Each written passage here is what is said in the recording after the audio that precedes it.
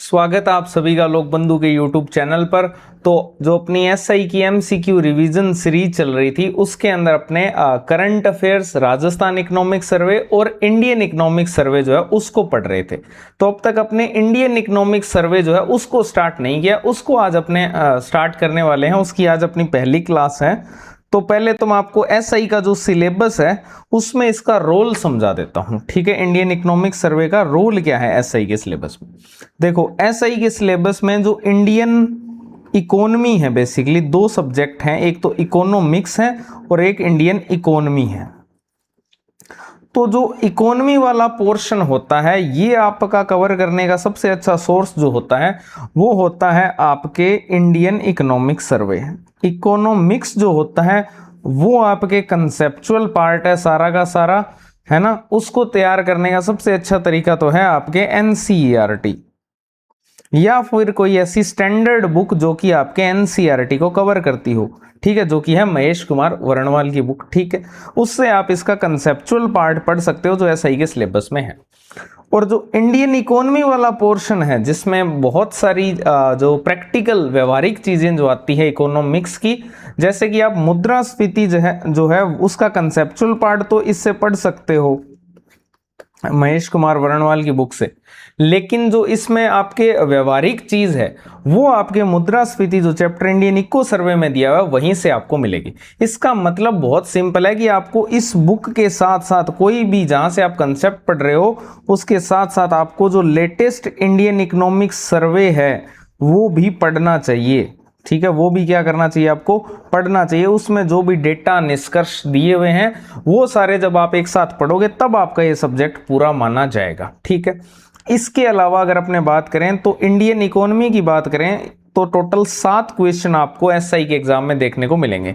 अब इसमें से कितने क्वेश्चन ऐसे होंगे जो कंसेप्ट से आएंगे और कितने क्वेश्चन ऐसे होंगे जो आपके व्यवहारिक वाले पार्ट से आएंगे, यानी कि इंडियन इकोनॉमी में से आएंगे। देखो, कंसेप्ट से मोटा मोटा देखें तो अब तक 3 क्वेश्चन 7 में से कंसेप्ट में से पूछे जाते हैं और एक क्वेश्चन आप एचडीआई का फिक्स करके चलो, एचडीआई से एक क्वेश्चन आना ही आना है। वैसे एचडीआई जो है आपका इकोनॉमी वाले पोर्शन में काउंट होता है। ठीक है, क्योंकि रिपोर्ट से क्वेश्चन आता है तो जो चीज चेंज होने वाली होती है, जैसे एचडीआई का जो कंसेप्चुअल पार्ट है वो तो इकोनॉमिक्स में ही आएगा, लेकिन जो उसकी नई रिपोर्ट आ जाती है हर साल वो वाला पोर्शन किस में आएगा, फिर वो इकोनॉमी में आएगा। तो ये थोड़ा सा डेप्थ की चीज है। आपको जैसे कॉन्स्टिट्यूशन और पॉलिटी है उसी प्रकार से इकोनॉमिक्स और इकोनॉमी है। ठीक है, इसी प्रकार से 3 क्वेश्चन आपको इंडियन इको सर्वे में से देखने को मिल सकते हैं। ठीक है, अब आते हैं इंडियन इको सर्वे पर कि जो अपने करेंगे रिवीजन, क्योंकि बाकी कंसेप्ट वाला पार्ट तो आप बुक में से पढ़ लोगे। इंडियन जो इको सर्वे है यहां से जो क्वेश्चन आएंगे उसमें से अपने एक भी नहीं छोड़ने वाले। उसको करने का सिंपल सा तरीका मैं आपको बता देता हूं। इंडियन इको सर्वे को पूरा नहीं पढ़ना है, पहली बात तो इंडियन इको सर्वे है इसको पूरा नहीं पढ़ना है। इसके अंदर टोटल 17 चैप्टर्स दिए हुए हैं। इंडियन इको सर्वे के अंदर कितने चैप्टर्स दिए हुए हैं? 17 चैप्टर्स दिए हुए हैं। ये सारे चैप्टर्स आपको नहीं पढ़ने हैं, जो एसआई के सिलेबस में दिए हुए वही पढ़ने हैं, वो मैं आपको सारे पढ़ाऊंगा। ठीक है, इसके अलावा आपको इसके अंदर एक टॉपिक है प्रस्तावना का। जैसे ही आप इंडियन इको सर्वे को ओपन करोगे तो आपको सबसे पहले ये वाला पोर्शन मिलेगा जो कि है प्रस्तावना का। ठीक है, 11 पेज की प्रस्तावना दी हुई है जिसमें सारी बातें बताई गई है। ठीक है, तो ये जितनी भी राम कहानी लिखी हुई है यहाँ पर, ठीक है, ओरिजिनल डॉक्यूमेंट के अंदर है ना प्रस्तावना की, इन सारी को व्यवस्थित रूप में आज पढ़ने वाले हैं। तो आज की क्लास में अपने जो जो पढ़ेंगे वो भी मैं आपको बता देता हूं। ठीक है, तो आज अपने एक तो प्रस्तावना पढ़ेंगे इस भारतीय आर्थिक समीक्षा की, जहां से प्रश्न आना संभावित है। ठीक है, इसके अलावा अपने एक इसका पढ़ेंगे सार। एक बार में अपने पूरी की पूरी जो भारतीय आर्थिक समीक्षा है उसका एक परिदृश्य ले लेते हैं, समरी उसकी देख लेते हैं सारे सेक्टर्स की। आप ऐसे समझ लो जो 17 चैप्टर्स हैं इनके जो हाईलाइटेड पॉइंट्स हैं उनको पढ़ रहे हैं आज अपने। 17 के 17 चैप्टर्स के जो हाईलाइटेड पॉइंट्स है, जो मेन पॉइंट्स है, वो आज अपने पढ़ रहे हैं प्रस्तावना और सार के माध्यम से। सोर्स क्या क्या है तो सोर्स मैंने आपको बता दिया। एक तो जो ओरिजिनल डॉक्यूमेंट है भारतीय आर्थिक समीक्षा 2025-26 का, एक तो वो है जिसमें प्रस्तावना दी हुई है।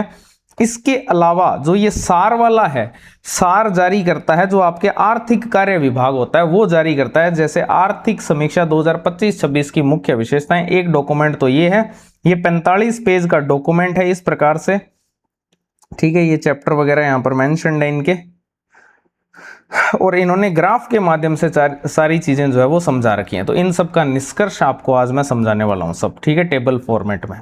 बहुत ही अच्छी क्लास रहने वाली है, चैनल को सब्सक्राइब जरूर कर लेना, और अगर आपको वीडियो पसंद आए तो वीडियो को लाइक भी कर देना, ठीक है। और फिर अगर अपने बात करें यहाँ पर, तो हाँ, अगला जो इसमें सार, एक तो सार वो हो गया आर्थिक कार्य विभाग वाला, और एक सार जारी करता है पीआईबी, तो ये पीआईबी का सार है। तो इन दोनों को मिलाकर प्लस अपने जो प्रस्तावना ओरिजिनल डॉक्यूमेंट में दी हुई है, उन सब को मिलाकर आज की क्लास को अपने पढ़ने वाले हैं, जिसमें अपने पूरा का पूरा भारतीय आर्थिक समीक्षा का एक परिदृश्य लेने वाले हैं प्रस्तावना और सार के माध्यम से, ठीक है। अब आपका एक सवाल ये रहेगा कि इसका कंटेंट हमें कहाँ मिलेगा। जो आज आप एमसीक्यू फॉर्मेट में ये चीज़ें करवाओगे, साथ में थ्योरी भी कवर करवाओगे, तो ये सब हमें मिलेगी कहाँ? बिल्कुल सही सवाल है, तो मैं आपको बता देता हूँ, बार बार मत पूछना प्लीज़, ठीक है। मैं आपको बता देता हूँ, इसकी जो पीडीएफ है सार और प्रस्तावना की, तो पीडीएफ जो है वो पूर्णतः आपको निःशुल्क मिलेगी, ठीक है। सार और प्रस्तावना की पीडीएफ आपको टेलीग्राम चैनल पे जाओ, लोकबंधु 2025, डिस्क्रिप्शन में लिंक भी दिया हुआ है, वैसे सीधे चले जाओ, भले ही सर्च करके लोकबंधु 2025, इस टेलीग्राम चैनल पर आपको इसकी सार और प्रस्तावना की जो है पीडीएफ जो है वो मिल जाएगी, ये वाली, ठीक है। ये वाली पीडीएफ आपको मिल जाएगी जहां व्यवस्थित रूप में सारा कंटेंट है, ठीक है। और ये जो क्वेश्चंस वाली पीडीएफ है, अभी जो मैं आपको एमसीक्यूज करवाऊंगा, ये पीडीएफ आपको मिलेगी एसआई टेस्ट सीरीज। आप लोकबंधु ऐप पर जाना, उसमें आप एसआई टेस्ट सीरीज में जाना, 2 एसआई की टेस्ट सीरीज है, किसी में भी चले जाना, एक वर्दी नाम से है, एक अंतिम नाम से है, ठीक है। फुल लेंथ टेस्ट सीरीज है, उससे भी आप अच्छी प्रैक्टिस कर सकते हो, 10 उसमें टेस्ट है। तो ये जो आपके एसआई की टेस्ट सीरीज है, इसके अंदर रिवीजन नाम से एक फोल्डर बना हुआ है, और उस रिवीजन नाम में इंडियन इको सर्वे नाम से फोल्डर बना हुआ है, वहां पर आपको ये एमसीक्यूज की पीडीएफ और इसकी जो सॉल्यूशन पीडीएफ है वो मिल जाएगी, ठीक है। सॉल्यूशन पीडीएफ सिर्फ उन्हीं को मिलेगी जिन्होंने टेस्ट सीरीज बाई की हुई है, लेकिन ये वाली जो पीडीएफ है, इसकी आज की क्लास की सॉल्यूशन पीडीएफ ये सबके लिए फ्री है, सार और प्रस्तावना वाली। बाकी आगे जो चैप्टर वाइज होंगे, मुद्रास्फीति हो गया, राजकोषीय नीति हो गया, सेवा क्षेत्र है, कृषि क्षेत्र है, उद्योग क्षेत्र है, वो सब जो है वो पेड कंटेंट में रहेगा, ठीक है। तो सार और प्रस्तावना सबके लिए फ्री है, आज की क्लास सबके लिए फ्री, क्लासेस सबके लिए फ्री है, कंटेंट जो है वो लिमिटेड रहेगा, ठीक है। अब चलते हैं, हाँ, ये एमसीक्यू जितने भी होंगे वो सब फ्री मिलेंगे, एमसीक्यू सब फ्री मिलेंगे, ओके। तो अब चलते हैं अपने क्लास की तरफ। तो अपने भारतीय जो आर्थिक समीक्षा है 2025-26, उसकी प्रस्तावना और सार करने वाले हैं। एक चीज और बता दूं, कुछ लोग है ना, वो राजस्थान आर्थिक समीक्षा की सार पढ़ रहे हैं, बहुत बड़ी गलती कर रहे हो भाई, बहुत बड़ी गलती कर रहे हो। अगर आप YouTube पे कोई राजस्थान आर्थिक समीक्षा की सार की क्लास लगा रहे हो, तो फिर मैं वो शब्द यूज नहीं करना चाहता, लेकिन आप समझ गए हो, उससे बड़ा कोई नहीं है फिर, ठीक है। क्योंकि राजस्थान आर्थिक समीक्षा से 10 क्वेश्चन आएंगे, और उसके लिए सार पढ़ के काम नहीं चलेगा। इस आज की जो क्लास है, यहां से आपको एक क्वेश्चन निश्चित रूप से देखने को मिलेगा, लेकिन आप ये सोच के देखो, आप इसका सार तो, क्योंकि मैंने एक ओवरव्यू देना है, यहां से एक क्वेश्चन आ जाएगा, ठीक है। पूरे आर्थिक समीक्षा में से, भारत वाली में से 3 या 4 क्वेश्चन आएंगे, लेकिन इसमें से 10 क्वेश्चन आएंगे, यहां कुछ छोड़ नहीं सकते आप। मैं जो करवा रहा हूं वो सारा पढ़ना है आपको, ठीक है। कुछ लोग सार की क्लासेस देख रहे हैं, बहुत बड़े मूर्ख हैं वो, ठीक है। तो सार सिर्फ भारतीय आर्थिक समीक्षा का पढ़ना है, राजस्थान वाली पूरी पढ़नी है, खुद ही सार बना देना उसका फिर। तो अब अपने अगर बात करें, इसमें 2 चीजें पढ़ने वाले हैं, एक प्रस्तावना पढ़ेंगे, इसकी एक सार पढ़ेंगे। सोर्स मैंने आपको बताई दिए, पीआईबी सार जारी करता है, आर्थिक कार्य विभाग इसका सार जारी करता है हाइलाइट्स के नाम से, और एक आपके प्रस्तावना के लिए अपने जो ओरिजिनल डॉक्यूमेंट आर्थिक समीक्षा का वो यूज किया गया है। अब सबसे पहले अपने स्टार्ट करते हैं कि जो प्रस्तावना है उसमें क्या क्या मेन पॉइंट्स दिए हुए हैं। सबसे पहले जो मेन पॉइंट दिया हुआ है वो अपने पहले इसका मुख्य अवलोकन देख लेते हैं, ठीक है। जिसके तहत सबसे पहले ये बताया गया है कि जो सकल घरेलू उत्पाद है, ठीक है, सकल घरेलू उत्पाद, या आप इसको जीडीपी बोल सकते हो, जीडीपी के अंदर जो आपके वास्तविक वृद्धि दर है, रियल ग्रोथ रेट है वर्ष 2025-26 के लिए, वर्ष 2025-26 के लिए जो रियल ग्रोथ रेट है जीडीपी के अंदर, वो आपकी 7% से अधिक रहने का अनुमान है। वास्तविक विकास दर की अगर अपने बात करें यहां पर, तो वो आपके 7% से अधिक रहने का अनुमान है। ठीक है, ये तो मैंने बता ही दिया कहां कहां से कंटेंट लिया है, तो अब इसकी कोई नीड नहीं है, इसको हटाओ, तंग करेगा ये। ठीक है, तो सबसे पहली बात तो जो जीडीपी है, उस जीडीपी के अंदर रियल जो ग्रोथ रेट है, रियल ग्रोथ रेट वो 7% से अधिक रहने का अनुमान है। ठीक है, तो पहला तो यही है, प्रस्तावना में बताया गया कि जो जीडीपी है उसमें 2025-26 के लिए भारत की वास्तविक जो विकास दर है वो 7% से अधिक रहने का अनुमान है। अगर दूसरी चीज यहां पर ये देखें मुख्य अवलोकन में कि टोटल कितने चैप्टर्स हैं सर्वे में, तो टोटल इस बार 17 चैप्टर्स में इसको डिवाइड किया गया है। ठीक है, इसके अलावा सर्वे में 3 विशेष निबंध भी दिए हुए हैं, 3 स्पेशल ऐसे भी दिए हुए हैं। कौन कौन से टॉपिक्स पर वो ऐसे दिए हुए हैं, एक प्रश्न यहां से भी पूछ सकता है। तो ये जो ऐसे है, एक ऐसे तो दिया हुआ है आपके एआई के ऊपर, कृत्रिम बुद्धिमत्ता का विकास या फिर इवोल्यूशन ऑफ एआई, कृत्रिम बुद्धिमत्ता का विकास। दूसरा ऐसे लिखा है भारतीय शहरों में जीवन की गुणवत्ता यानी quality of life in Indian cities, भारतीय जो शहर हैं उनमें लाइफ की क्वालिटी कैसी है, जीवन गुणवत्ता कैसी है, उसके ऊपर ऐसे दिया हुआ है सर्वे में। इसके अलावा जो रणनीतिक लचीलापन है ना, उसके अंदर राज्य की क्षमता और निजी क्षेत्र या फिर जो परिवार है उनकी क्या भूमिका है, इस पर ऐसे लिखा हुआ है। तो इन 3 विषयों के ऊपर जो है विशेष निबंध जो है सर्वे में मेंशन्ड है, कृत्रिम बुद्धिमत्ता का विकास, भारतीय शहरों में जीवन की गुणवत्ता और रणनीतिक लचीलेपन के अंदर राज्य की क्षमता या फिर निजी क्षेत्र या परिवारों की भूमिका। ठीक है, अगली चीज, ये तो हुआ मुख्य अवलोकन जिसमें अपने ये देखा कि जो है जीडीपी में वास्तविक वृद्धि दर का कितना अनुमान है, टोटल कितने चैप्टर हैं सर्वे में और कौन से 3 स्पेशल ऐसे लिखे गए हैं।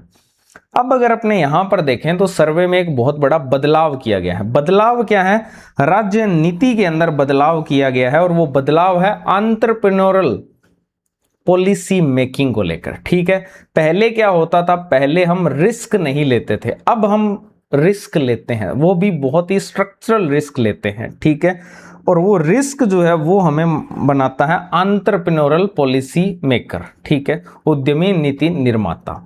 तो आर्थिक समीक्षा के अनुसार राज्य जो है उसको अनिश्चितता के माहौल में जोखिम से बचने की बजाय उद्यमी नीति निर्माण की ओर बढ़ना होगा, ये साफ साफ लिखा हुआ है प्रस्तावना के अंदर। ठीक है, कि राज्य को अनिश्चितता के माहौल में जोखिम से बचना नहीं है, क्या करना है, उद्यमी नीति निर्माता बनना है। ठीक है, उद्यमी नीति निर्माण की ओर जो है वो बढ़ना है। तो मेनली क्या क्या चेंजेस हुए हैं वो अपने को देखने हैं कि जो पुरानी व्यवस्था है और नई व्यवस्था है इनमें क्या डिफरेंस है। पुरानी व्यवस्था जिसको अपने ओल्ड फ्रेमवर्क के नाम से जानते हैं और नई व्यवस्था जो है वो एंटरप्रेन्योरल स्टेट की है। ठीक है, तो इसमें पहला तो चेंज हुआ है दृष्टिकोण में। पहले क्या होता था, रेगुलेशन एंड कंट्रोल होता था, नियमन और नियंत्रण, यानी नियमों की कठोरता बहुत ज्यादा होती थी व्यापार के अंदर। लेकिन अब क्या है, अब सुगमता है, सशक्तिकरण है ना।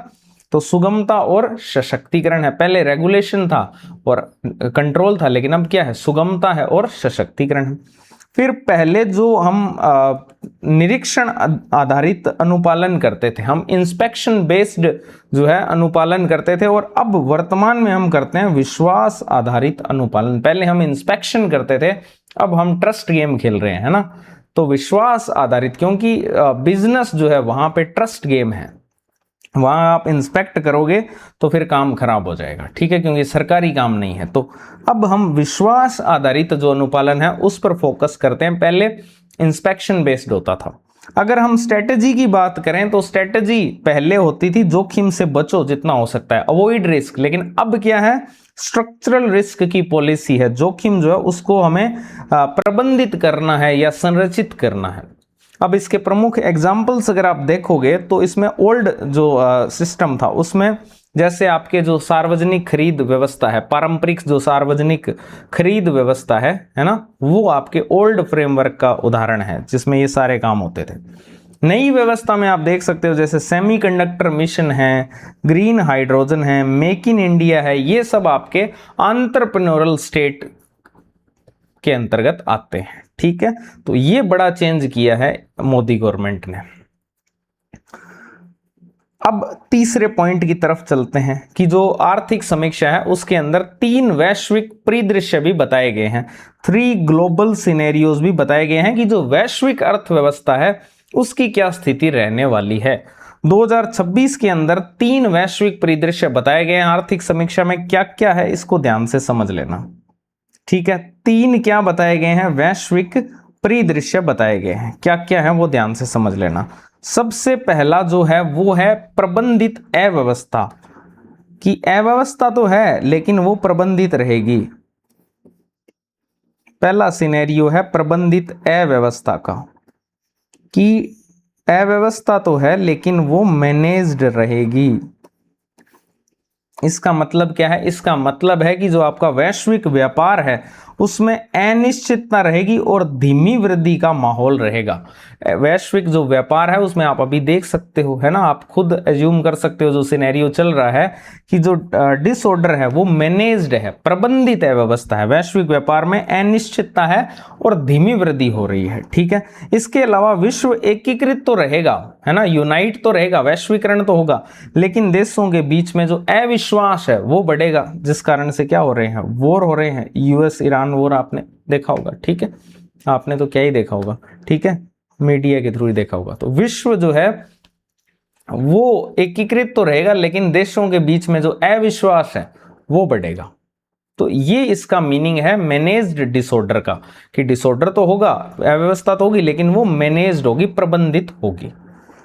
फिर जो दूसरा सिनेरियो है वो है आपके मल्टीपोलर ब्रेकडाउन का, बहुध्रुवीय विघटन का। मल्टीपोलर ब्रेकडाउन का क्या मीनिंग होता है,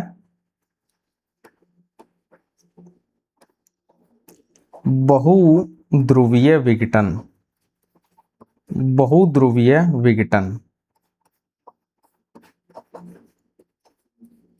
दूसरा सिनेरियो है बहुध्रुवीय विघटन का, मल्टीपोलर ब्रेकडाउन का। अब जो मल्टीपोलर ब्रेकडाउन है इसका मीनिंग है कि आपके जो व्यापारिक प्रतिबंध है, जो सैंक्शंस लगे हुए हैं और जो भी दंडात्मक उपाय हैं उनमें वृद्धि होगी। अब जो व्यापारिक सैंक्शंस लगे हुए हैं, है ना, और दंडात्मक जो उपाय होंगे उनमें वृद्धि होगी, यानी कि मल्टीपोलर ब्रेकडाउन की स्थिति आने वाली है। इसी कारण से राजनीतिक दबाव के कारण जो सप्लाई चेन है उसका भी पुनर्गठन होगा। अब राजनीतिक दबाव बढ़ेगा तो जो सप्लाई चेन है उसका भी पुनर्गठन होगा। ये दूसरा सिनेरियो है मल्टीपोलर ब्रेकडाउन। तीसरा है systematic shock cascade. Systematic shock cascade, इसका क्या मीनिंग है, देखो, तीसरा सिनेरियो है सिस्टमैटिक शॉक कैस्केड।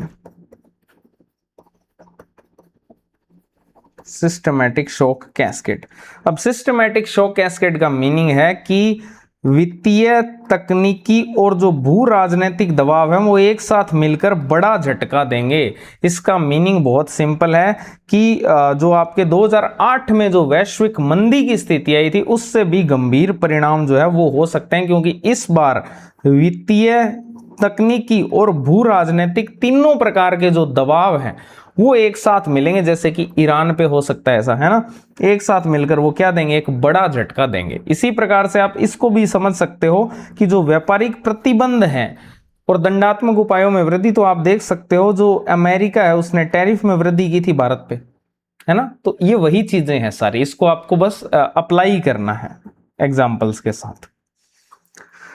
तो ये 3 ग्लोबल सिनेरियोज जो हैं वो बताए गए हैं। एक आपके क्या हो जाएगा, एक आपके हो जाएगा प्रबंधित व्यवस्था, दूसरा है बहुध्रुवीय विघटन, तीसरा है सिस्टमैटिक शॉक कैस्केड। ठीक है,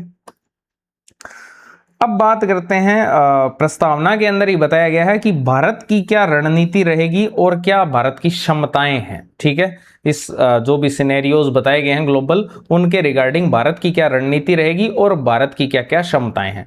तो इसमें सबसे पहले भारत का जो बफर है, यानी कि जो मुख्य रक्षात्मक तंत्र है, उसमें क्या क्या चीजें शामिल होती है। भारत का जो आपके बफर मान सकते हो, जो सुरक्षा तंत्र है, उसमें क्या क्या चीजें शामिल है। तो उसमें सबसे पहली चीज शामिल है आपके विशाल घरेलू बाजार। भारत का जो लार्ज डोमेस्टिक मार्केट है, वो भारत के लिए सबसे बड़ी रक्षा का काम करेगा।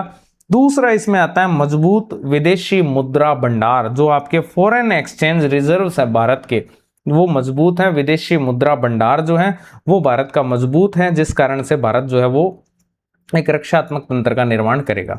इसी प्रकार से स्ट्रेटेजिकल जो ऑटोनॉमी है, यानी कि रणनीतिक स्वायत्तता है भारत की, वो भी इसमें बड़ा रोल प्ले करेगी। तो ये तीन जो प्रमुख रक्षात्मक तंत्र हैं भारत के, ये काम करेंगे। एक तो विशाल घरेलू बाजार, एक मजबूत विदेशी मुद्रा भंडार और एक आपके रणनीतिक स्वायत्तता। ठीक है। इसके अलावा आर्थिक नीति जो है, भारत की आर्थिक नीति, उसका मूल मंत्र क्या है? भारत का मूल मंत्र क्या रहेगा आर्थिक नीति का? Run A marathon and sprint simultaneously. Run A marathon and sprint simultaneously का मीनिंग होता है कि भारत को मैराथन भी दौड़नी है और स्प्रिंट भी लगानी है। मैराथन में धीरे भागते हैं ना, है ना, एक टाइप की वॉक ही होती है मैराथन। तो उस मैराथन भी करनी है, साथ में मैराथन का मतलब बहुत लंबा जाना है, और स्प्रिंट भी लगानी है, तेजी भी पकड़नी है। ठीक है। तो मतलब बहुत स्प्रिंट प्लस मैराथन दोनों का कॉम्बो लेके चल रहे हैं। ये आर्थिक नीति का मूल मंत्र है। इसके अलावा अगर अपने बात करें यहां पर, तो आर्थिक नीति में ही जो आपके नीतिगत सुधार हैं, उनसे अधिक अपने को प्रक्रियागत सुधार करने हैं, प्रोसेस रिफॉर्म करने हैं, जिससे कि प्रशासनिक तंत्र और जो नियम है उनको नियंत्रण की बजाय सरलीकरण और सुगमता की दिशा में मोड़ना अनिवार्य है। तो नीतिगत सुधारों की बजाय अपने को कौन से सुधार करने हैं? प्रक्रियागत सुधार जो है वो करने हैं, प्रोसेस रिफॉर्म करने हैं, कि जो प्रशासनिक तंत्र और नियम है उनमें कंट्रोल की बजाय अपने क्या करें? सुगमता जो है वो करें। ठीक है। तो सुगमता की दिशा में मोड़ना जो है वो अनिवार्य है। अब इसके बाद में विकसित भारत जो है उसके 3 स्तंभ बताए गए हैं, बहुत ही इंपॉर्टेंट है, ध्यान रखना। आर्थिक समीक्षा में विकसित भारत के 3 स्तंभ बताए गए हैं। कौन कौन से हैं? एक तो आपके आता है स्टेट कैपेसिटी, राज्य क्षमता। दूसरा आपके आता है सोसाइटी, और तीसरा आता है डी रेगुलेशन या विनिगमन। तो ये 3 विकसित भारत के स्तंभ बताए गए हैं प्रस्तावना में। तो इनको आप अच्छे से याद कर लो। विकसित भारत के 3 स्तंभ, विकसित भारत के 3 स्तंभ। ये भारत विकसित कैसे होगा, उसके लिए 3 स्तंभों पर अपने को काम करना है। एक तो आपके हो जाएगा इसमें राज्य की क्षमता बढ़ानी है अपने को। ठीक है। एक तो राज्य क्षमता पर फोकस करना है। एक मेन रोल होगा विकसित भारत में सोसाइटी का, समाज का। ठीक है। इसके अलावा आपके विनिगमन, डी रेगुलेट करना अर्थव्यवस्था में। ठीक है। विनिगमन जो है वो एक बड़ा फैक्टर होगा। तो विकसित भारत के 3 प्रमुख स्तंभ है, राज्य की क्षमता, समाज और डी रेगुलेशन या विनिगमन। ठीक। ये आपकी पूरी की पूरी जो प्रस्तावना दी हुई है सर्वे के अंदर, वो मैंने आपको समझा दी है। ठीक है। अब इससे रिलेटेड कुछ क्वेश्चन है तो उनको कर लेते हैं। जैसे कि भारतीय आर्थिक समीक्षा 2025-26 में उल्लेखित एंटरप्रेन्योरल पॉलिसी मेकिंग या फिर उद्यमी नीति निर्माण के संदर्भ में निम्नलिखित कथनों पर विचार कीजिए। इसके तहत राज्य की भूमिका नियमन और नियंत्रण से बदलकर सुगमता और सशक्तिकरण की ओर अग्रसर होना है, जो कि बिल्कुल सही है। अनुपालन व्यवस्था को निरीक्षण आधारित से स्थानांतरित करके अब विश्वास आधारित बनाने का लक्ष्य रखा गया, ये भी सही है। इस व्यवस्था की मुख्य रणनीति जोखिम से पूरी तरह बचने पर बल देना है। अवॉइड रिस्क नहीं है इसकी, इसका तो है स्ट्रक्चरल रिस्क। ठीक है। तो ये जो है वो स्टेटमेंट रॉन्ग है। इसमें सही पूछा है तो वो 1 और 2 हो जाएंगे। ठीक है। फिर इसके बाद आता है कि आर्थिक समीक्षा 2025-26 के अनुसार विकसित भारत के 3 प्रमुख स्तंभों में कौन सा शामिल नहीं है? राज्य क्षमता तो शामिल है, समाज भी शामिल है, विनिगमन भी शामिल है, लेकिन वित्तीय उदारीकरण इसमें शामिल नहीं है। इसके बाद प्रश्न दिया हुआ है कि आर्थिक समीक्षा 2025-26 के अनुसार वर्ष 2026 के लिए वर्णित 3 जो वैश्विक परिदृश्य है उनके संदर्भ में निम्नांकित कथनों पर विचार कीजिए। पहला है, प्रबंधित अव्यवस्था या फिर मैनेज्ड डिसऑर्डर के तहत देश एकीकृत रहेंगे परंतु उनके बीच में अविश्वास बढ़ेगा, जो कि बिल्कुल सही है। दूसरा है, बहुध्रुवीय विघटन में व्यापारिक प्रतिबंध और आपूर्ति श्रृंखला के पुनर्गठन की प्रवृत्ति देखी जाएगी, जो कि बिल्कुल ठीक है। सिस्टमैटिक शॉक कैस्केड के परिणाम 2008 के वैश्विक संकट से भी गंभीर हो सकते हैं, बिल्कुल सही है। तो तीनों ही इसमें सही है। ठीक है, ये आपके 3 क्वेश्चन प्रस्तावना से किए। अब अपने चलते हैं सार पे। ये तो पूरा ओरिजिनल डॉक्यूमेंट में से ही लिया गया है। जो सार है इसको 2 सोर्सेज में से लिया गया है। एक तो आपके जो आर्थिक कार्य विभाग है, यहाँ इसका हाइलाइट्स ये जारी करता है मुख्य बातें, और एक पीआईबी जारी करता है आर्थिक समीक्षा की हाइलाइट्स। तो इन दोनों को मिलाकर जो है वो कंटेंट अब आगे अपने पढ़ने वाले हैं। ठीक है, टेबल फॉर्मेट में अलग अलग सेगमेंट वाइज जो है कंटेंट पढ़ेंगे और साथ में उसके एमसीक्यूज करेंगे।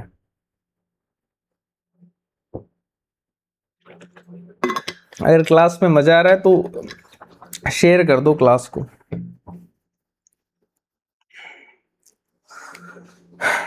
चलो ठीक है, अब अपने पढ़ने वाले हैं आर्थिक समीक्षा का कंप्लीट सार, समरी। तो इसके अंदर अलग अलग सेगमेंट के अनुसार इसको पढ़ेंगे। सबसे पहला जो सेगमेंट जिस पर अपने पढ़ रहे हैं वो है आर्थिक जो संकेतक और जो वृद्धि दर है उसको अपने पढ़ने वाले हैं। ठीक है, जो मैक्रो इकोनॉमिक इंडिकेटर्स हैं उनको अपने देखने वाले हैं। मुख्य जो आर्थिक संकेतक हैं जैसे कि जीडीपी है, जीएसवीए है, जीएफसीएफ है, जीवीए है, इन सबको अपने देखने वाले हैं। ठीक है, तो देखो मैं यहाँ पर 2-3 चीजें आपको समझा देता हूं।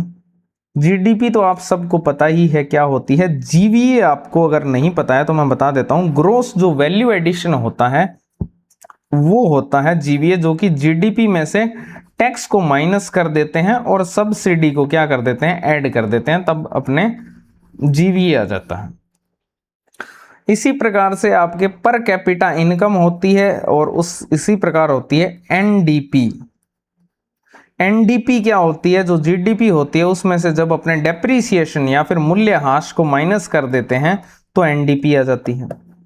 पर कैपिटा इनकम जो है आपके एनडीपी को अगर आप मध्यवर्षीय जनसंख्या से भाग कर देते हो तो आपके पर कैपिटा इनकम प्रति व्यक्ति आय आ जाती है। ठीक है, ये सारे कंसेप्ट हैं। इसी प्रकार एक कंसेप्ट होता है जीएफसीएफ का। जीएफसीएफ का मतलब होता है जो अर्जित परिसंपत्तियां हैं और निस्तारित परिसंपत्तियां हैं उनका क्या हो जाए, अंतर, वो होता है आपके जीएफसीएफ। ठीक है, ये कंसेप्ट्स हैं। अब ये जो जीवीए है आपको यहां से पता लग गया है कि ये जीडीपी में से टैक्स को माइनस किया लेकिन सब्सिडी जोड़ा भी है, मतलब ये जीडीपी के आसपास रहेगा। लेकिन एनडीपी जीडीपी से कम ही रहेगी क्योंकि इसमें डेप्रिसिएशन माइनस किया अपने।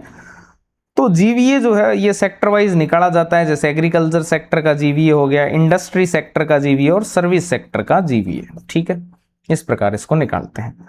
अब इसमें जो आंकड़े अपने पढ़ रहे हैं उसको ध्यान से समझ लेना आप। मैं आपको समझा देता हूं जो आंकड़े अपने पढ़ रहे हैं। एक तो अपने वित्तीय वर्ष 2025 के आंकड़े, एक H1 Q1, इन सब के मतलब समझा देता हूं। देखो, जो वित्त वर्ष होता है, वित्त वर्ष, फाइनेंशियल ईयर उसको बोल रहे हैं, FY लिख रहे हैं उसको शॉर्ट में, वो आपके स्टार्ट होता है 1 अप्रैल से और समाप्त होता है वो फिर 31 मार्च को। ये वित्त वर्ष होता है और इस वित्त वर्ष को अपने बांटते हैं H1 और Q1 के हिसाब से।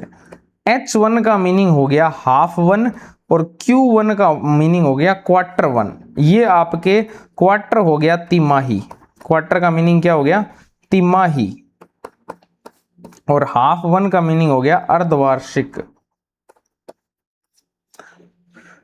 अब ये अर्धवार्षिक जनवरी से जून नहीं है, ध्यान रखना पहली बात। तो ये अर्धवार्षिक जो है वो आपके वित्तीय वर्ष का अर्धवार्षिक रहेगा H1। ठीक है, तो ये आपके 1 अप्रैल से लेकर सितंबर तक होगा, 30 सितंबर तक, 6 मंथ्स का। उसी प्रकार से ये जो Q1 है ये आपके 1 अप्रैल से, क्योंकि ये तिमाही है तो अप्रैल, मई और जून, तो ये 30 जून तक रहेगा। तो ये इनके मीनिंग है, ध्यान रखना। Q1 लिखा है, H1 लिखा है, तो इसका मीनिंग ये नहीं है जनवरी से जून, नहीं, ये वित्त वर्ष का H1 है तो ये 1 अप्रैल से 30 सितंबर की बात हो रही है, और Q1 लिखा है तो 1 अप्रैल से 30 जून की बात हो रही है, और FY लिखा है तो वित्त वर्ष की बात हो रही है। फिर जो वित्त वर्ष 2025 है, फाइनेंशियल ईयर 2025, क्योंकि समीक्षा तो इसी वर्ष की हुई है, तो इसके अंदर आपको पढ़ने को मिलेंगे PE और PA। ठीक है, PE और PA, इसका मीनिंग क्या है PE और PA का? तो PE का मीनिंग होता है प्रोविजनल एस्टीमेट। PE का मीनिंग क्या होता है? प्रोविजनल एस्टीमेट या फिर अनंतिम अनुमान इनको अपने बोलते हैं। ठीक है, ये एक प्रकार के अनुमान है। लेकिन PA का मीनिंग होता है प्रोविजनल एक्चुअल्स, यानी कि वास्तविक आंकड़े जो अनंतिम का मतलब जो अंतिम नहीं है, ठीक है, फाइनल नहीं है जो, तो ये एक्चुअल्स हैं लेकिन प्रोविजनल एक्चुअल्स हैं, अनंतिम वास्तविक आंकड़े हैं ये। इसी प्रकार से AE लिखा है तो AE का मीनिंग आपके एडवांस एस्टीमेट है। एस्टीमेट अनुमान को बोलते हैं, एडवांस यानी अग्रिम, तो अग्रिम अनुमान। FAE लिखा है तो उसका मीनिंग है फर्स्ट एडवांस एस्टीमेट, यानी पहले अग्रिम अनुमान या प्रथम अग्रिम अनुमान। BE लिखा है तो इसका मीनिंग है बजट अनुमान। बस ये आपको फुल फॉर्म्स इनकी ध्यान होनी चाहिए, इतने से आपका काम हो जाएगा। चलो अब चलते हैं मेन मुद्दे पर। सबसे पहले अगर अपने बात करें तो सबसे पहली चीज जो अपने पढ़ रहे हैं आर्थिक संकेतों में, वो है अपने वास्तविक GDP। और वास्तविक GDP की वृद्धि दर कितनी, ठीक है, वास्तविक जो GDP है उसकी वृद्धि दर कितनी रह सकती है। उसके लिए अगर अपने पोस्ट एस्टीमेट या पोस्ट एक्चुअल्स को देखें तो ऐसा कोई भी आंकड़ा मेंशन नहीं किया हुआ है सर्वे के अंदर।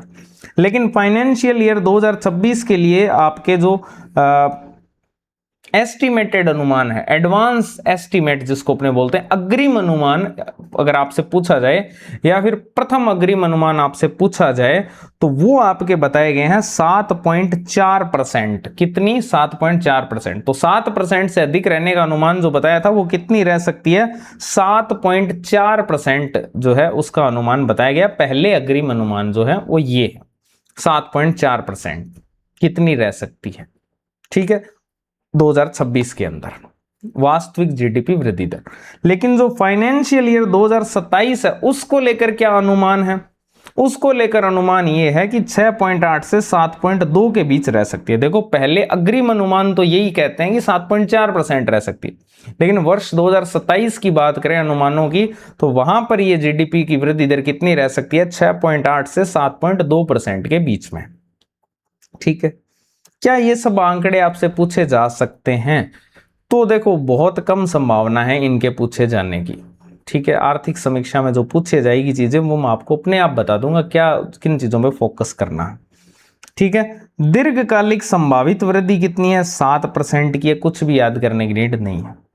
बस आप तो इतना याद रख लो, प्रथम अग्रिम अनुमान कितना है? 7.4% का है वास्तविक GDP वृद्धि दर में। फिर वास्तविक जीवीए वृद्धि दर, जीवीए मैंने आपको बताया है कि ये थोड़ा सा कम होता है GDP से, तो एक कम कर दो, 7.3% का प्रथम अग्रिम अनुमान या अग्रिम अनुमान इसका है। तो अगर मैं आपसे एक एक करके पूछता चलूं कि आप ये बता दो कि GDP का प्रथम अग्रिम अनुमान कितना है वृद्धि दर का? 7.4% का। जीवीए का कितना है? तो जीवीए का आप कहोगे जीवीए थोड़ा सा कम होता है इससे, तो 7.3% है। बस ये दो चीजें याद करनी और कुछ याद नहीं करना। ठीक है, जीवीए वृद्धि दर 7.3%।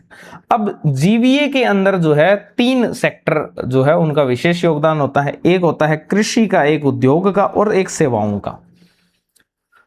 तो अगर अपने कृषि क्षेत्र की बात करें तो आपके जो अनंतिम आंकड़े थे फाइनेंशियल ईयर 2025 के, वो थे 4.6%। कितनी वृद्धि रही थी? 4.6% की वृद्धि जीवीए में रही थी एग्रीकल्चर सेक्टर में। उद्योग में ये रही थी 5.9% और सेवा क्षेत्र में 7.2%। क्या ये आंकड़े एज इट इज याद करने? बिल्कुल भी नहीं करने। कृषि क्षेत्र 4 था, उद्योग 5 था, सेवा 7 था, बस यही याद करना है। तो आपको मैं बता देता हूं कि इस जीवीए के अंदर भी एग्रीकल्चर सेक्टर, ठीक है, इंडस्ट्री सेक्टर और सर्विस सेक्टर में वृद्धि दर कितनी थी? तो इसको याद करने का, सबसे कम एग्रीकल्चर में ही रहती है 4%, इंडस्ट्री में 5 और सर्विस में 7। हो गया याद? बस इतना ही याद करना है, पॉइंट के बाद वाले कुछ याद नहीं करने। फिर आगे चलते हैं। फिर अग्रिम अनुमान क्या है, कितनी रह सकती है, अग्रिम अनुमान क्या है, तो अग्रिम अनुमान है आपके 3.1% का, कि जीवीए में वृद्धि दर कृषि क्षेत्र में 3.1% रह सकती है, यानी इसने इसको घटाया है, एक से एक घटाया है, तो इंडस्ट्री में जोड़ दो उस एक को, यहां हो जाएगी ये 6, यहां फिर कितनी और 2 ऐड कर दो, सेवाएं तो बढ़ ही रही है, तो इसको याद करने का तरीका है, 25 में तो ये 4% था, जब 26 में वो आपसे प्रथम अग्रिम अनुमान अगर आपसे पूछ ले तो अग्रिम अनुमान में माइनस कर देना एग्रीकल्चर को, और घटेगी, ठीक है, इंडस्ट्री बढ़ेगी, इसका जो घटाया है वो इसमें जोड़ दो 6%, और इसको आप सेवा को बढ़ाते चलो 9% कर दो। तो इस प्रकार से ये आंकड़े हैं जो बहुत इजीली आप याद कर सकते हो, ठीक है। अब ये जो चीजें दी हुई है ये आपको पढ़ने की नीड नहीं है।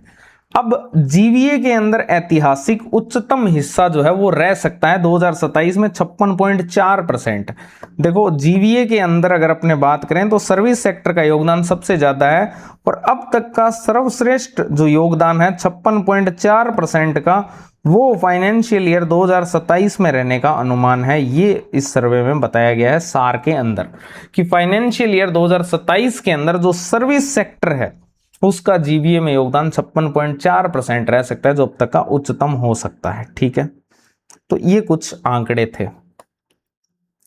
इसके अलावा अगर अपने बात करें पर कैपिटा इनकम की, प्रति व्यक्ति जो आय है, प्रति व्यक्ति निवल राष्ट्रीय आय, उसको पर कैपिटा इनकम बोल रहे हो, तो 2025 के अंदर जो आपके अनंतिम आंकड़े थे वो थी आपके 2,05,000, कितनी थी, 2,05,000 2025 के अंदर, और 2026 में प्रथम अग्रिम अनुमान में ये कितनी हो जाएगी, 2,20,000, कितनी हो जाएगी, 2 लाख, ये अनुमान है, ध्यान रखना, ये एक्चुअल्स है, ये अनुमान है। फाइनेंशियल ईयर 2025 में 2,05,000, और प्रथम अग्रिम अनुमान के अनुसार 2026 में ये हो जाएगी 2,20,000, यानी कि आपको 15,000 ऐड करना है, और आय में निरंतर वृद्धि का ये संकेत दे रही है। तो ये आप यहां लिख सकते हो कि पर कैपिटा इनकम पहले ये 2,05,000 2025 में, जो कि बढ़कर कितनी हो जाएगी, 2,20,000 हो जाएगी 2026 के पहले अग्रिम अनुमान के अनुसार,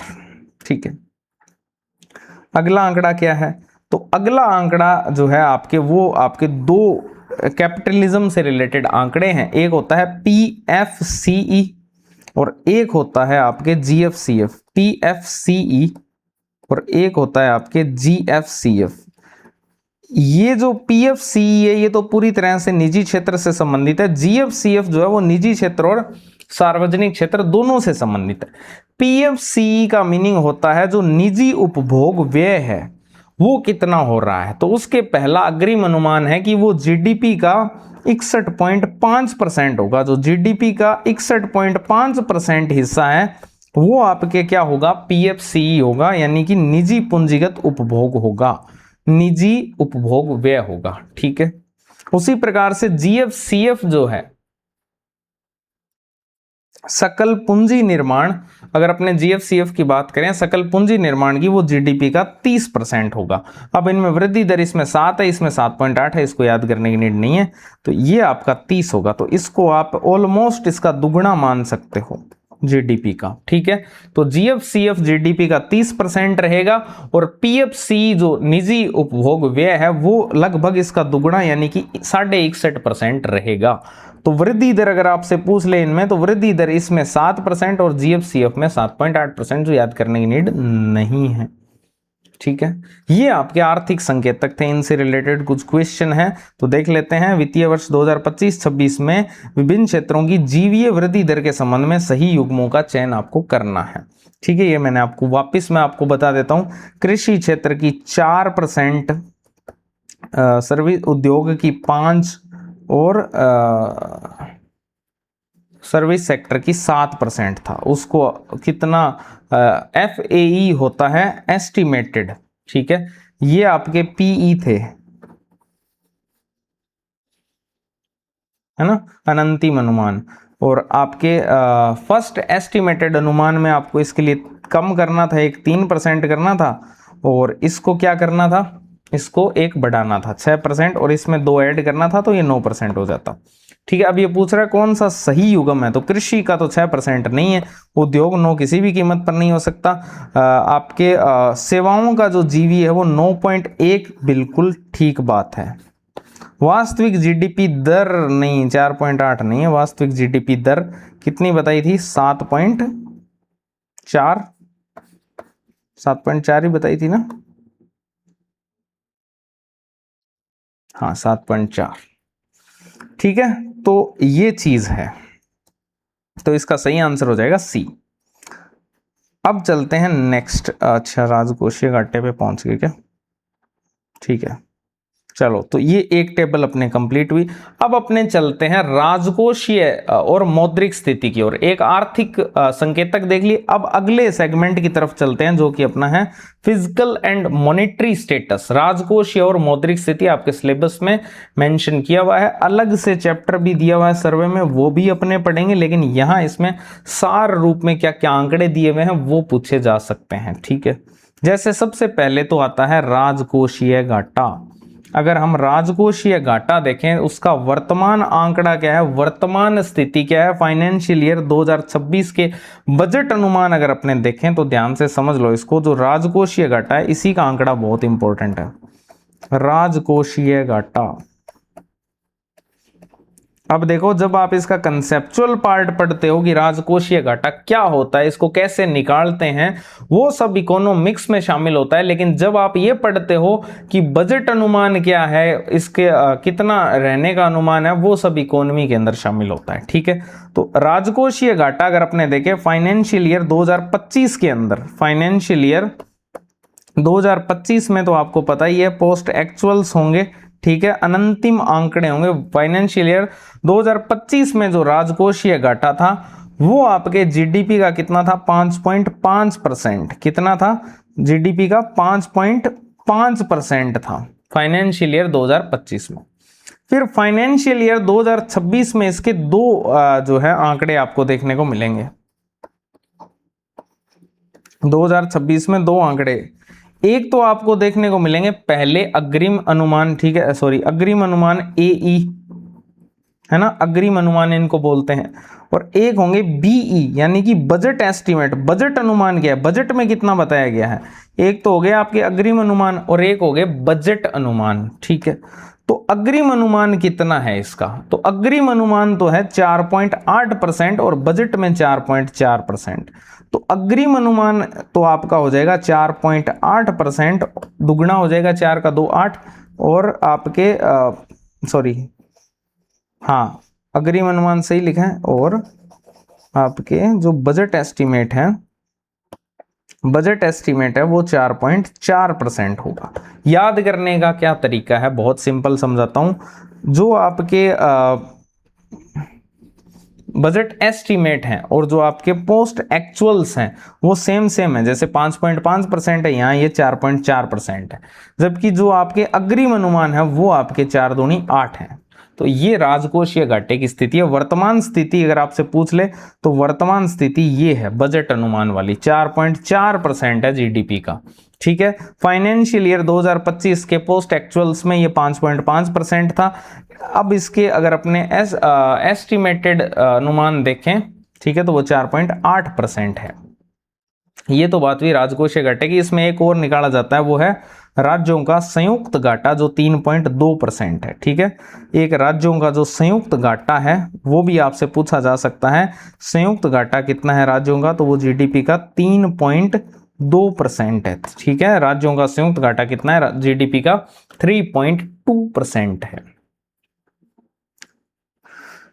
ठीक है। ये हुआ राजकोषीय घाटा। जो सबसे इंपॉर्टेंट डेटा है वो राजकोषीय घाटा ही है राजकोषीय वाले आंकड़ों में। प्राथमिक घाटा अगर आपसे पूछे तो इसमें आप देख सकते हो ये राजकोषीय अनुशासन का संकेत है, और अगर आपसे बजट अनुमान पूछा जाए प्राथमिक घाटे का तो 0.8% है, ठीक है, कोई खास डाटा नहीं। फिर अगर आपसे पूछा जाए कि जीएसटी कितना कलेक्ट किया टोटल, तो वो अपने टोटल कलेक्ट किया 17.4 लाख करोड़। कितना जीएसटी कलेक्ट किया, 17.4 लाख करोड़ का। और अप्रैल से दिसंबर 2025 तक अगर अपने देखें ईयर ऑन ईयर 6.7% की इसमें वृद्धि देखने को मिली है जीएसटी के कलेक्शन में। और ई वे बिल वॉल्यूम के अंदर 21% की वृद्धि हुई है। ठीक है,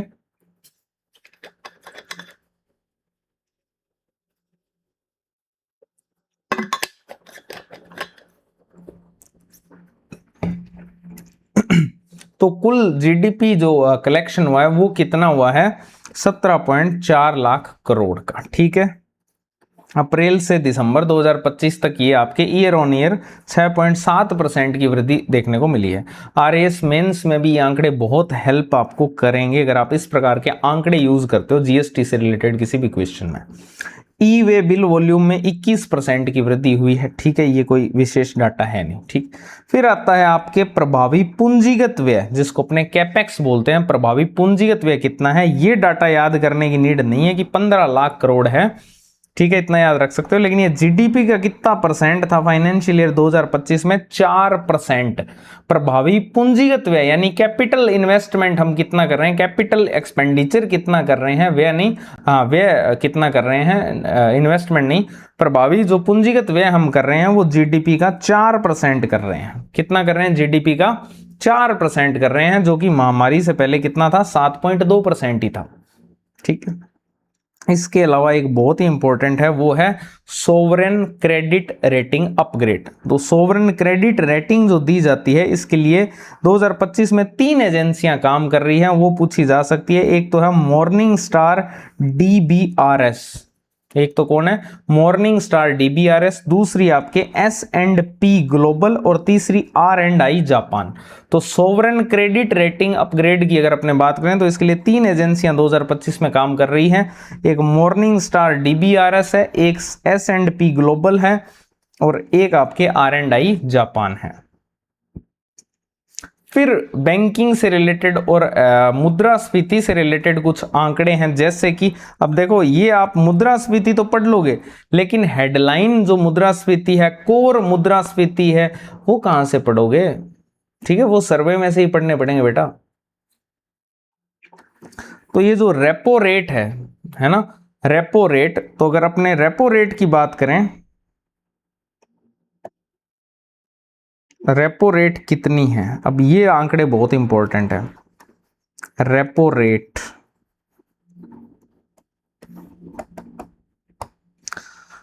तो जो आपकी रेपो रेट है वो है 5.25% की। आरबीआई ने इसमें 100 जो बेसिक पॉइंट्स हैं उनकी संची कटौती की है अप्रैल से लेकर दिसंबर तक। ठीक है, अप्रैल से लेकर दिसंबर तक इसमें 100 बेसिक पॉइंट्स की कमी की है। और रेपो रेट कितनी है, 5.25%। रेपो रेट कितनी है, 5.25%, और इसमें 100 बेसिक पॉइंट्स की क्या की है, आरबीआई ने कमी की है। तो ये आपको, अब रेपो रेट का कंसेप्ट तो आपको जब पढ़ोगे तो वो इकोनॉमिक्स में काउंट होगा, लेकिन रेपो रेट है कितनी, वो इकोनॉमी है, 5.25% है, और आरबीआई ने इसमें 100 बेसिक पॉइंट्स की क्या की है, कमी की है। इसी प्रकार से एक और होता है CRR, नगद आरक्षित अनुपात, कैश रिजर्व रेशियो। ठीक है, ये कितना है, ये 3% है। ये कितना है, 3% है, और इसमें भी 100 बेसिक पॉइंट्स की ही कमी की गई है आरबीआई के द्वारा। ठीक है, ये भी कितना है, 3%, लेकिन वो कमी सितंबर से नवंबर के लिए की गई है। तो आप सिंपल याद रख लो कि रेपो रेट और CRR दोनों में 100 बेसिक पॉइंट्स की कमी हुई है। रेपो रेट 5.25% है और आपके CRR जो है वो 3% है। इसी प्रकार से अगर अपने देखें शीर्षक मुद्रास्फीति, जिसको अपने हेडलाइन इन्फ्लेशन भी बोलते हैं, वो जिसको CPI काउंट करता है, तो ये जो शीर्षक मुद्रास्फीति है ये कितनी है, ये होती क्या है, कुल मुद्रा जो आप महंगाई बोलते हो वही है ये, वो आपके 1.7% है। जो आपके हेडलाइन मुद्रास्फीति है, हेडलाइन इन्फ्लेशन है, वो आपके 1.7% है। जबकि कोर इन्फ्लेशन जो है, कोर इन्फ्लेशन में आप ईंधन और जो फूड आइटम्स हैं उनको माइनस कर देते हो महंगाई में से, तो कोर इन्फ्लेशन निकल के आ जाता है, और वो कोर इन्फ्लेशन है 4.26% का। कितना है, 4.26%। तो ये ध्यान रखना, हेडलाइन मुद्रास्फीति तो 1.7% है महंगाई, ठीक है, और कोर इन्फ्लेशन है 4.26% की। ठीक है, इसमें क्या है, सीपीआई श्रृंखला की शुरुआत के बाद में अब तक की न्यूनतम दर है। सीपीआई की जब से शुरुआत हुई है, शीर्षक मुद्रास्फीति सीपीआई द्वारा मापी जाती है, और सीपीआई श्रृंखला की शुरुआत के बाद से अब तक की ये न्यूनतम दर देखने को मिली है 1.7%। हेडलाइन जो आपके मुद्रास्फीति 1.7%, वो आपके सीपीआई श्रृंखला की जब से शुरुआत हुई है उसके बाद से अब तक की न्यूनतम दर है। उसी प्रकार अगर अपने देखें तो कोर इन्फ्लेशन जो है वो 4.62% है, जिसके अंदर मुख्य प्रभाव सोना और सोना और चांदी की कीमतों का रहा है। सोना और जो चांदी है उसकी कीमतों का इस पर इफेक्ट पड़ा है कोर इन्फ्लेशन का, जिससे ये 4.26% हो गई है। इसके अलावा अगर अपने देखें सामान्य सरकारी ऋण और जीडीपी का अनुपात, जो सरकार ऋण ले रखा है, सरकार ने लोन ले रखा है, उसका अगर अपने जीडीपी से रेशियो निकालेंगे तो उसमें 7.1% की कमी हुई है, और ये 2020 के बाद से दर्ज की गई गिरावट है। ठीक है, इतना कोई खास है नहीं। तो ये सारे आंकड़े आपको पता होने चाहिए। अब अपने प्रश्नों की तरफ अगर चलें तो राजकोषीय घाटा आपके जीडीपी का 4.4% हो गया। ठीक है, प्राथमिक घाटा 0.8% हो गया, चालू खाता घाटा है ना, और औसत सीपीआई कितना है, औसत सीपीआई आपको मैंने बताया था 1.7% है ना, हेडलाइन मुद्रास्फीति, और जो चालू खाता घाटा है वो कितना है, तो वो भी आपके 0.8% हो जाएगा। चालू खाता घाटा तो पता ही नहीं है ना, सेम ही होगा फिर। तो ये आपके ए का तो हो जाएगा 2, बी का हो जाएगा 1, सी का हो जाएगा 4, सेमी ये भी 0.8%, और डी का हो जाएगा 3, है ना। चलो नेक्स्ट क्वेश्चन की तरफ चलते हैं। और प्रश्न भी हैं क्या इसमें कुछ?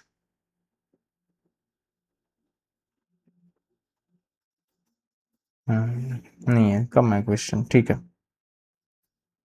चलो आगे चलते हैं अपने। ठीक है, आगे बात करते हैं एक्सटर्नल सेक्टर्स की, जो आपके विदेशी व्यापार है उसकी अपने बात करते हैं। ये भी अलग चैप्टर में अपने कवर करेंगे, यहां पर इसका एक ओवरव्यू ले रहे हैं कि अगर यहां से प्रश्न आता है तो वो अपना गलत ना हो। सबसे पहले इसमें बात करेंगे विदेशी व्यापार के दो हिस्से होते हैं, एक आयात होता है, एक निर्यात होता है। सबसे मेन निर्यात होता है। ठीक है, तो भारत का कुल निर्यात कितना रहा फाइनेंशियल ईयर 2025 में, तो ये रहा 825.3 बिलियन डॉलर। भारत का जो कुल निर्यात था, एक आंकड़ा आपको अच्छे से याद करना है, वो है आपका 825.3 बिलियन डॉलर जो है, ये भारत का क्या रहा, निर्यात रहा। 825.3 बिलियन डॉलर जो है वो भारत का क्या रहा, निर्यात रहा। जबकि ये फाइनेंशियल ईयर 2026 के हाफ वन के अंदर कितना हो सकता है, 418.5 हो सकता है बढ़ करके। ठीक है, तो ये आपको आंकड़ा ध्यान रखना है।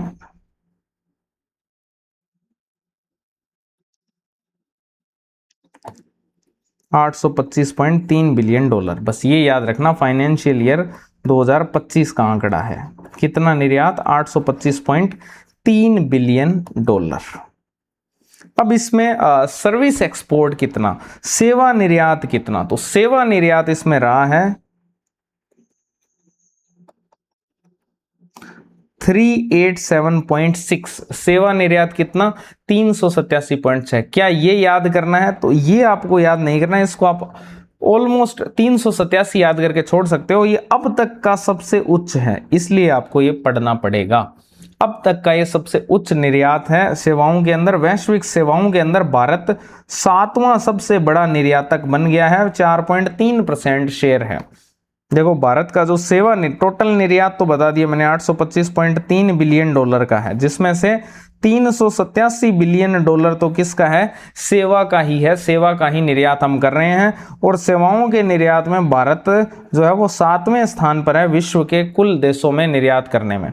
7वां सबसे बड़ा निर्यातक है, 4.3% का शेयर है भारत का सेवा निर्यात के अंदर, और अब तक का सबसे अधिक जो सेवा निर्यात है वो हमने किया है ऑल टाइम हाई। ठीक है, ये इंपॉर्टेंट फैक्ट है। इसके अलावा अगर आपसे पूछ ले वैश्विक जो मर्चेंडाइज हैं उनका निर्यात, तो 1.8% का निर्यात हमने किया है। ठीक है, 2024 के अंदर।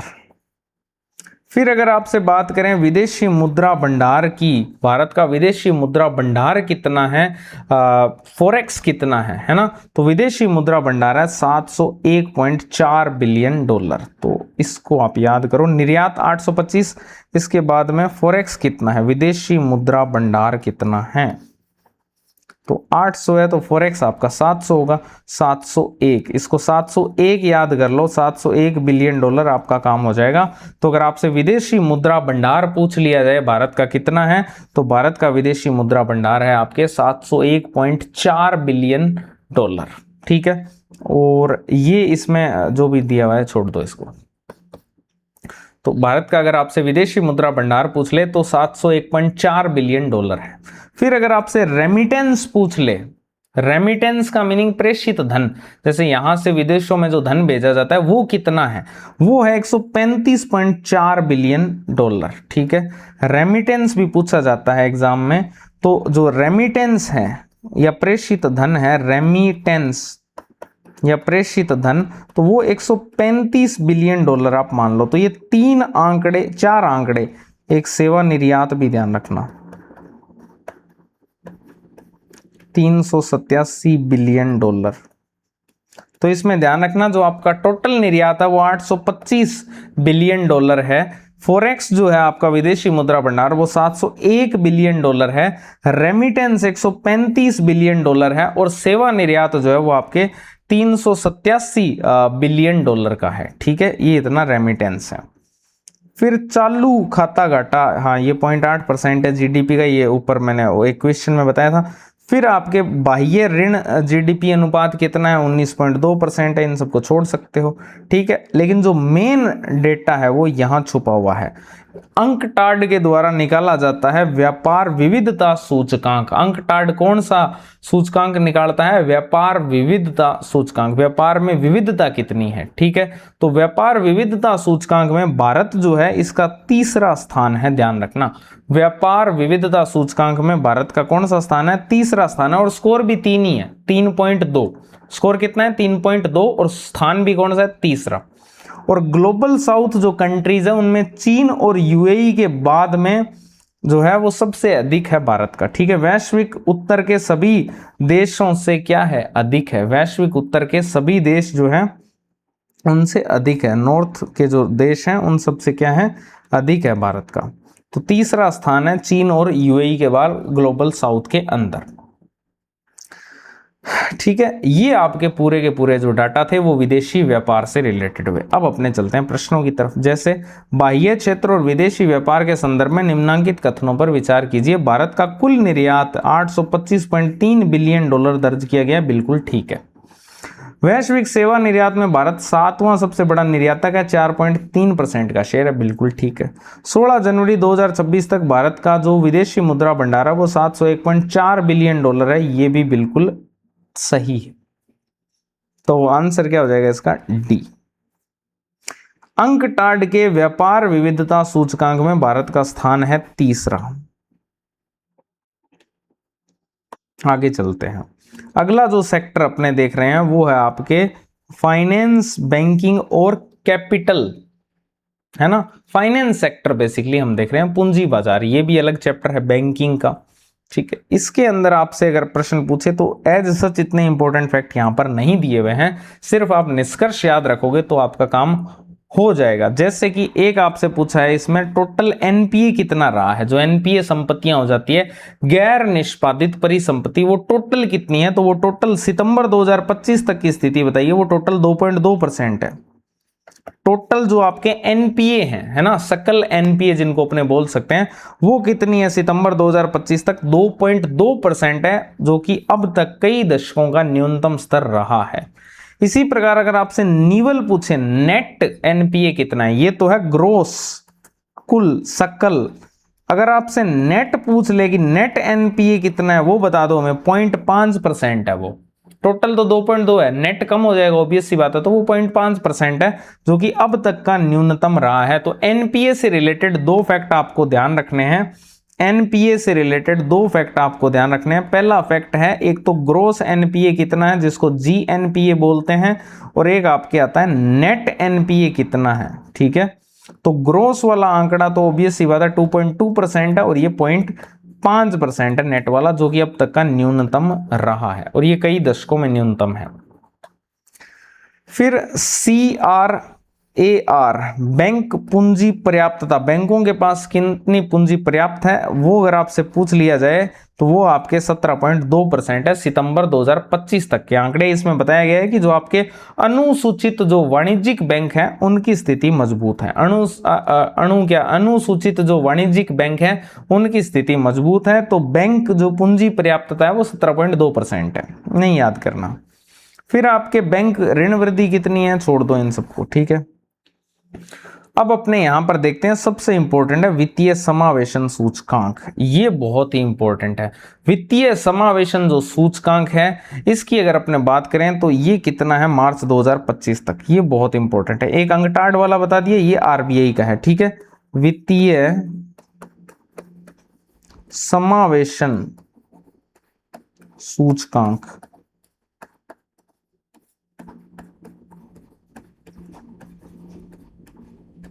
वित्तीय समावेशन सूचकांक की अगर अपने बात करें तो इसके 3 आयाम हैं बेसिकली वित्तीय समावेशन सूचकांक के। क्या क्या है वो 3 आयाम, तो इसके 3 आयाम हैं, एक तो है पहुंच, एक है उपयोग और एक है गुणवत्ता। पहुंच 3 आयाम है और 97 इसमें संकेतक हैं, ठीक है। कौन कौन से 3 आयाम हैं, एक तो है पहुंच, रीच होनी चाहिए लोगों की, दूसरा है उपयोग और तीसरा है गुणवत्ता। दूसरा है उपयोग और तीसरा क्या है, गुणवत्ता। तो ये 3 आयाम है और टोटल 97 इसमें संकेतक हैं। और अगर आपसे पूछ ले कि मार्च 2025 तक वित्तीय समावेशन सूचकांक कितना था, तो 67 था। कितना था, 67। तो ये आपके आता है वित्तीय समावेशन सूचकांक। इसके अलावा ये जो आंकड़े दिए हुए हैं ये सारे आप छोड़ सकते हो कि कितनी जनधन खाते खोले गए, कितनी मुद्रा योजना में कितने खाते करोड़ ऋण वितरित कर दिया, डीमैट खाते कितने हुए, ये सब आप छोड़ सकते हो, ये कोई काम के नहीं है, ठीक है। तो अब चलते हैं प्रश्नों की तरफ। तो प्रश्न यही है कि बैंकिंग और वित्तीय क्षेत्र के प्रदर्शन में से कौन सा कथन असत्य है। सितंबर 2025 तक GNPA जो है वो घटकर 2.2% पर आ गई, ये तो सत्य है। आपके NNPA जो है वो 0.5% पर आ गई, ये भी ठीक है। आपके वित्तीय समावेशन सूचकांक का जो मान है मार्च 2025 तक 67 दर्ज किया गया, ये भी ठीक है। इसका मतलब ये गलत है कि अनुसूचित वाणिज्यिक बैंकों की बैंक ऋण वृद्धि में MSME क्षेत्र की दर 14.5% रही, जो कि गलत है। MSME की जो आपके ऋण वृद्धि थी वो 21.08 थी, ठीक है। तो इसका मतलब क्या हुआ, इसका मतलब ये हुआ कि इसके अंदर जो सही स्टेटमेंट जो प्रश्न के अकॉर्डिंग जो पूछा गया वो सी हो जाएगा। ओके, चलो ठीक है। अब चलते हैं नेक्स्ट। अब बात करते हैं क्षेत्रवार प्रदर्शन की, यानी आपके सिलेबस में जो दिया हुआ ना, कृषि, उद्योग, सेवा, व्यापार, ये सब, ठीक है। ये चारों जो है ये अपने एक साथ यहां देखने वाले हैं, अलग अलग चैप्टर्स में भी देखेंगे, यहां इनका एक प्रीव्यू लेने वाले हैं। तो इसमें सबसे पहले आपके आता है खाद्यान्न और बागवानी उत्पादन। कितना खाद्यान्न उत्पादन हुआ है याद करने की नीड है क्या, नहीं करना, मत करना, छोड़ दो। बागवानी कितना हुआ है छोड़ दो, ये बस आप एक निष्कर्ष ध्यान रख लेना कि जो LMT लाख मेट्रिक टन, ये तो मेट्रिक टन है, खाद्यान्न से अधिक कैसे, वो मुझे समझ नहीं आ रहा है ना। तो खाद्यान्न और बागवानी उत्पादन ये आंकड़ा आप छोड़ सकते हो। फिर आपका जो कृषि संबद्ध क्षेत्र है उसमें पशुपालन का जो जीवी है उसमें 6.1% की औसत वृद्धि हुई है, एज सच इतना इंपॉर्टेंट नहीं है। मत्स्य पालन उत्पादन में 140% से कम की वृद्धि हुई है, छोड़ सकते हो। ई नाम और किसान जो है इसके तहत इतने किसान पंजीकृत है, PM किसान से अब तक इतने खाते, छोड़ दो इनको। फिर मेन चीज है वो है आपके कोर सेक्टर सूचकांक की, है ना। IIP जो होता है उसके अंदर कोर सेक्टर का हिस्सा 40% होता है। IIP में कोर सेक्टर जो है, जो आपके 8 कोर सेक्टर हैं, ठीक है, उनका हिस्सा कितना है 40%, 40.27% है। तो कोर सेक्टर का सूचकांक अलग से निकलता है, इसमें सबसे ज्यादा वृद्धि जो हुई है वो हुई है सीमेंट क्षेत्र के अंदर 13.5% की। तो ये एक इंपॉर्टेंट है। आईआईपी जो होता है औद्योगिक उत्पादन सूचकांक, उसके अंदर जो आपके 8 कोर सेक्टर्स होते हैं उनके हिस्से की बात करें तो 40.27% होता है, और उसमें सबसे ज्यादा वृद्धि हुई है सीमेंट के अंदर 13.5% की। फिर अपने बात करते हैं औद्योगिक उत्पादन सूचकांक की, आईआईपी की, तो ये 7.8% की वृद्धि दर्शाता है, और इसके अंदर 3 चीजों का योगदान होता है। ठीक है, आईआईपी में 3 चीजें, 3 आयाम है, आईआईपी के 3 आधार हैं। क्या क्या है? तो आईआईपी के 3 आधार हैं, विनिर्माण, खनन और विद्युत। विनिर्माण,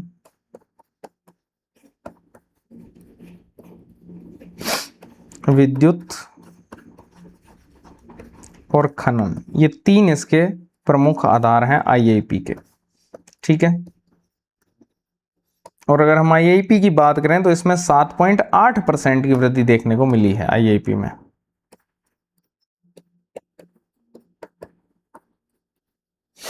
अब इसमें अगर विनिर्माण और इन सब का अगर देखें तो इसमें विनिर्माण में सबसे ज्यादा वृद्धि देखने को मिली 8.1% की, उसके बाद में खनन और फिर विद्युत में।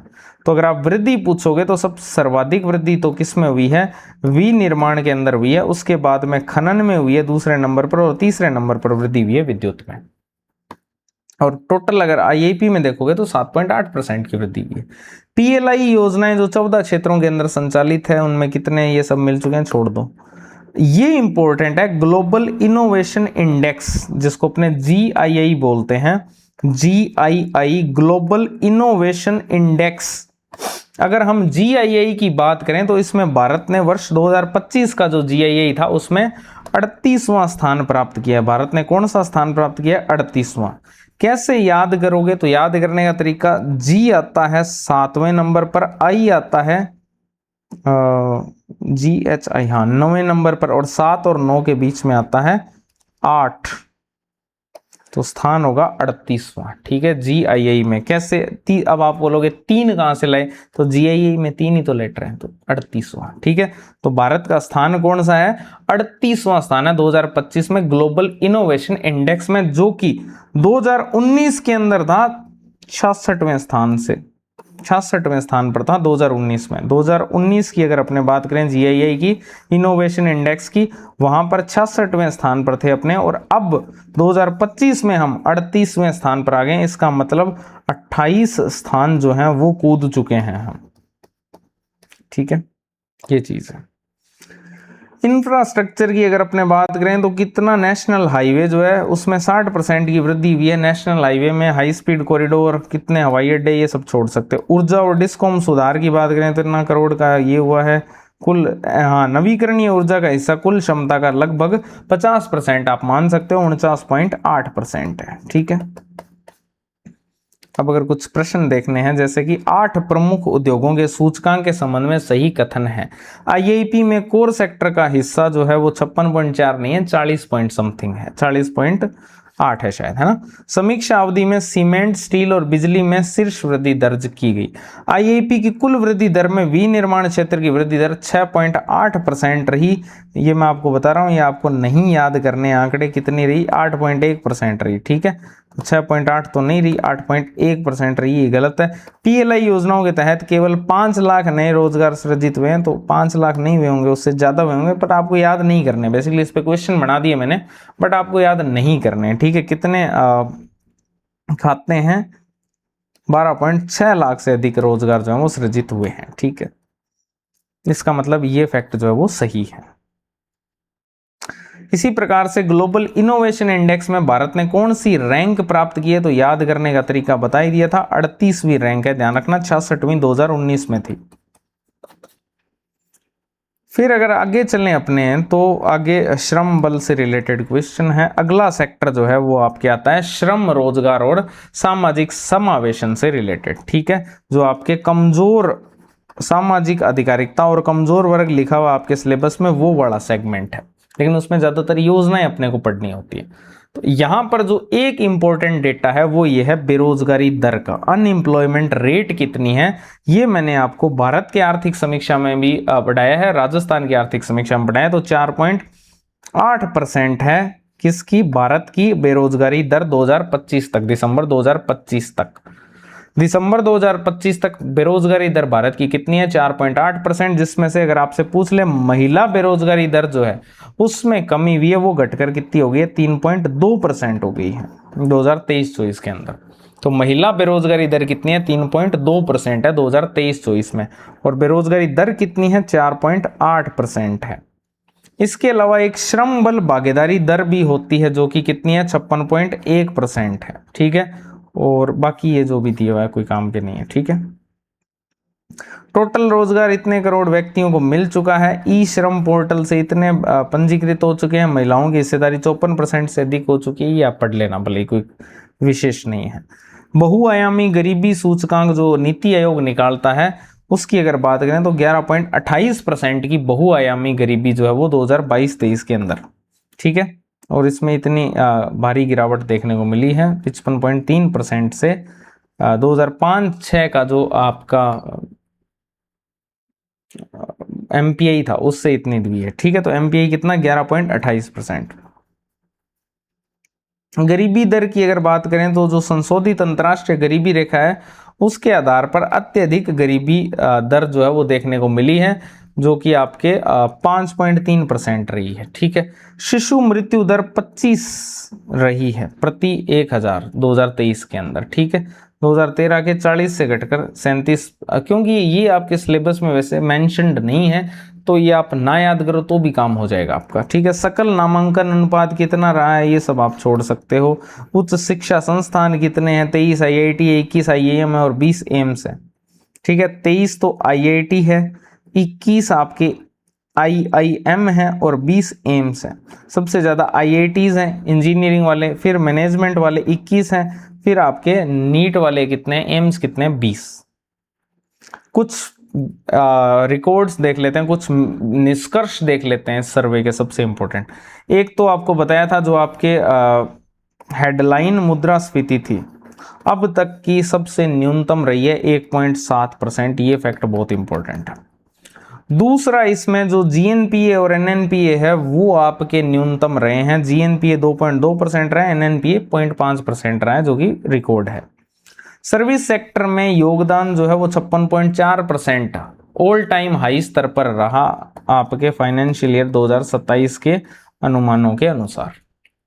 इसी प्रकार से सौर और नवीकरणीय ऊर्जा की बात करें तो कुल ऊर्जा क्षमता के अंदर नवीकरणीय ऊर्जा की जो हिस्सेदारी है वो 49.8%, लगभग 50% के आसपास रही है। सौर ऊर्जा में भारत विश्व में तीसरे स्थान पर है, थर्ड स्थान पर। सौर ऊर्जा में विश्व में भारत जो है वो तीसरे स्थान पर। ये प्रमुख निष्कर्ष थे, ये आपकी पूरी की पूरे सार था आर्थिक समीक्षा का, जो अपने 2 डॉक्यूमेंट्स को मिलाकर पढ़ा है व्यवस्थित रूप में, ठीक है। अब ये कुछ प्रश्न दिए हुए हैं यहाँ पे, ये आप कर सकते हो। एलएफपीआर आपकी सही बता रहा है, ये 56.1% ही है, और महिलाओं की जो 41.7% हो गई है, क्या ये सत्य है, देख लेते हैं।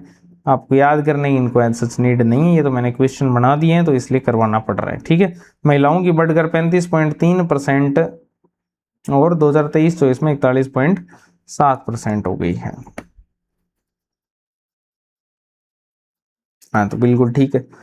बेरोजगारी दर 4.8 और महिलाओं की 3.2, ये भी ठीक है। तो तीनों ही स्टेटमेंट इसके ठीक हैं, तो इसमें डी ऑप्शन गायब कर दिया गया। डी ऑप्शन है 1, 2, 3 तीनों ही ठीक है इसमें। नीति आयोग के एमपीआई के अंदर आपके गरीबी का स्तर घटकर कितना, 11.28, ये याद कर लेना। नवीकरणीय ऊर्जा और डिस्कॉम सुधार, स्थापित क्षमता का 49.83% हो गई है, ठीक है। सौर ऊर्जा क्षमता के मामले में वैश्विक स्तर पर तीसरे स्थान पर, ये भी ठीक है। इतना पीएटी दर्ज किया, ये भी ठीक होगा, तो डी इसका सही है। मुख्य निष्कर्ष दिए हुए, जीवीए में सेवाओं का योगदान घटकर 40% से नीचे आ गया है, बिल्कुल गलत है, ये तो 56 पॉइंट तक पहुंचेगा। सीपीआई मुद्रास्फीति श्रृंखला की शुरुआत के बाद से अब तक की न्यूनतम औसत दर पर रही है, ये बिल्कुल ठीक है। बाकी प्रेषित धन प्राप्त करने में विश्व स्तर पर तीसरे स्थान पर, ऐसा कोई फैक्ट नहीं है। कृषि जीवीए में पिछले वर्ष की तुलना में भारी गिरावट दर्ज की गई है, ऐसा भी नहीं है, वृद्धि हुई है। ठीक है, ओह सॉरी, तो यहाँ पर इसका सही आंसर क्या हो जाएगा, बी। ठीक है, तो ये आपका पूरा का पूरा इंडियन इकोनॉमिक सर्वे था। ठीक है, जिसका सार आपने पढ़ लिया, प्रस्तावना पढ़ ली। अब इसमें बचा क्या है फिर, अब इसमें जो चैप्टर्स दिए हुए हैं उनको अपने चैप्टर वाइज उनका अध्ययन करेंगे। ठीक है, जैसे कि एक चैप्टर होगा आपके मुद्रास्फीति। वैसे तो इसका ओवरव्यू तो ले लिया है। ठीक है, तो वही कुछ कुछ चीजें रिपीट होगी, कुछ कुछ नई चीजें ऐड हो जाएगी। उसी प्रकार से जैसे सबसे इंपॉर्टेंट है विदेशी व्यापार, ये चैप्टर जो है यहाँ से सीधा सीधा एक प्रश्न आएगा सर्वे में से। सेवा क्षेत्र, इसमें से सीधा सीधा एक प्रश्न आपके आएगा।